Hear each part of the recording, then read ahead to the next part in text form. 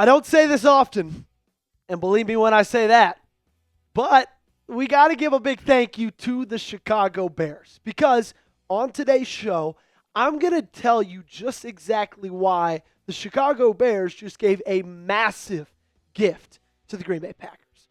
Welcome in, everybody. My name is Joey Petersen. You're watching the Packers Report. It's a game day, Sunday Night Football, and I'm going to tell you just why.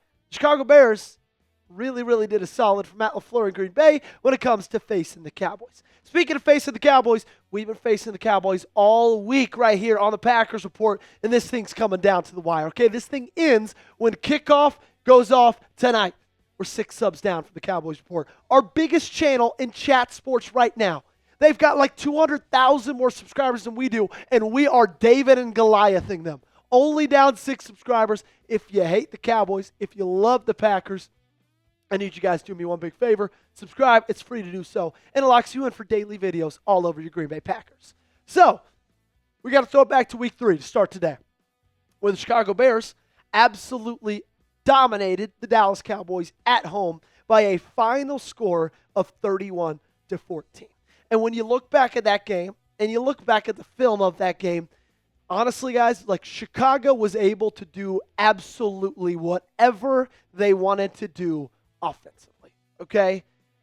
And I think a little bit more specifically, Caleb Williams, for the first time, felt like he was able to do whatever he wanted to do when it came to his ability to pass the football. He ended that day with 298 yards, 4 touchdowns, 0 interceptions. His yards per completion was 15.7. He had the highest passer rating in his career of 142.6. And look, I'm not a Caleb Williams guy, okay? In fact, I think I'd like to call myself the opposite of a Caleb Williams guy. But he looked good against Dallas, okay? You could call a spade a spade. And did you know that his 65-yard touchdown pass to Luther Burden traveled 62.1 yards in the air, which was the longest completion in the National Football League so far this season in 2025. And I think that's where it all comes together when it comes to facing the Dallas Cowboys. You'll notice something if you go week by week through Caleb Williams so far this season. This is yards per attempt. 6 flat week 1. 6.9 week 2, a little bit of a step up. That jumps up all the way to 10.3. Almost double what it was in week 1 all the way to week 3. And also, he set a career high at 10.3. And when you look at the Dallas Cowboys, like they've played one good defensive game so far this season. The funny thing is, it happened to be against the reigning Super Bowl champions in the Philadelphia Eagles. But in my opinion, the reason that they played a good game against Jalen Hurts and the Eagles is because we know Jalen Hurts really doesn't like to throw it deep downfield. Okay? Against Dallas, he had 1 pass of 11 or more yards downfield. Not 1 completion. No. He had 1 pass that traveled further than 11 yards down the field. That's not good. And that's why Dallas was able to keep it close, because they weren't letting it fly. Well, you know who was letting it fly? The Chicago Bears. Their first 2 touchdowns of the day. 25 air yards to Rome Odunze. 10 yards after the catch for 6. Touchdown number 2 to Luther Burden. 46 yards. And like the chat stats told you, the longest air yards pass so far this season. Caleb completed 5 passes of 15 or more yards in that game against Dallas. 3 of those going for touchdowns. Chicago is giving Green Bay the blueprint to beat Dallas. Chicago last week gave Green Bay the blueprint to beating Dallas. What you have to do is you got to just throw it deep, man. Just trust your deep ball. Trust your quarterback. Trust your receivers. Hit them where they can't cover it. They cannot do anything against the deep ball. And it wasn't just a one-time only thing against Chicago, because Russell Wilson absolutely tore them apart. Russell Wilson had the best game of his career against the Dallas Cowboys. 450 yards, 3 touchdowns, 30 for 41.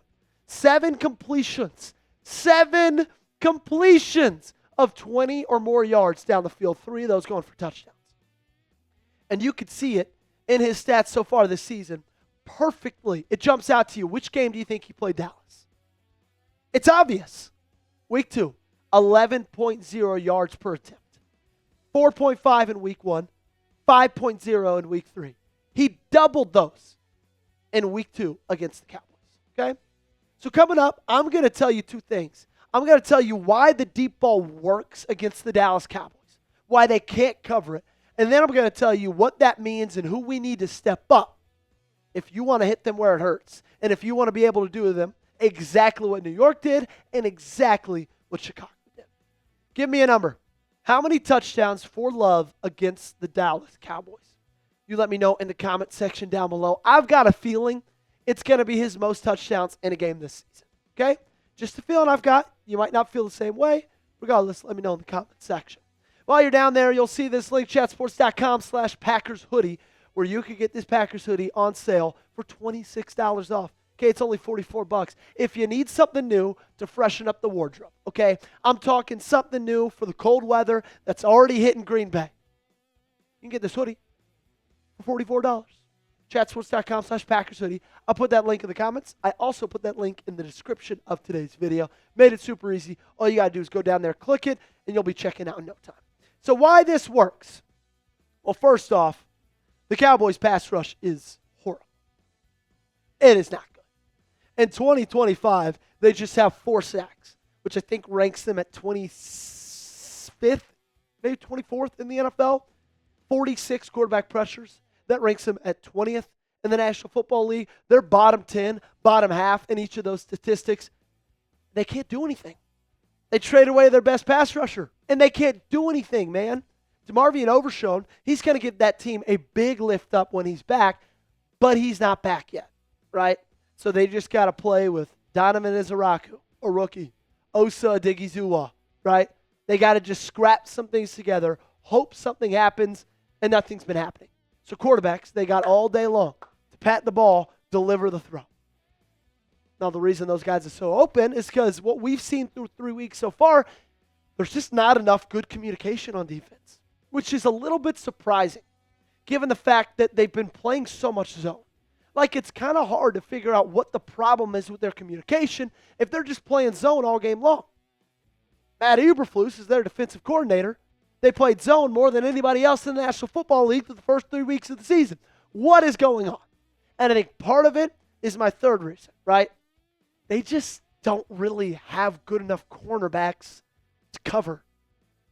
And yeah, they're playing a lot of zone, but if they ever play man, they're exposed, and they're still making a lot of mistakes when they are playing in zone.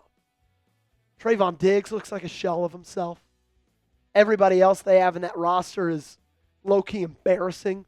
Reddy Steward has the highest PFF grade at 65.8. Kaiir Elam is horrible.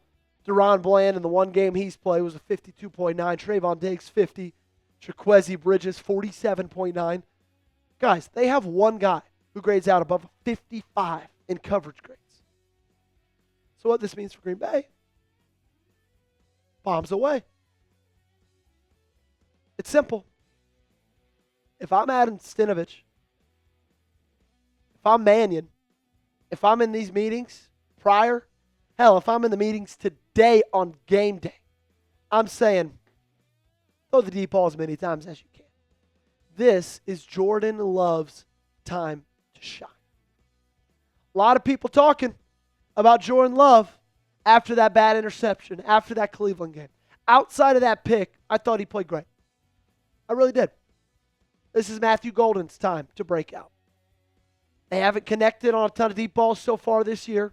Only really one against Cleveland. Other than that, there's been a couple of misses throughout this season. That's going to change today.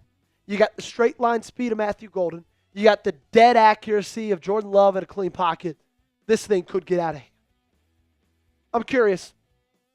You think Matthew Golden scores his first touchdown as a Green Bay Packer against Dallas? Give me a yes or give me a no in the comment section down below. Weigh in with your answer. That's going to do it for today's show. Make sure you guys have me followed on social media. You can find me on Twitter and Instagram. I made that easy for you. Same link. I also made it easy for you. I put those links in the comment section down below. And if you're not subscribed, you got to make sure that changes right now. There's a big red sub button right under this video. I dare you to press it.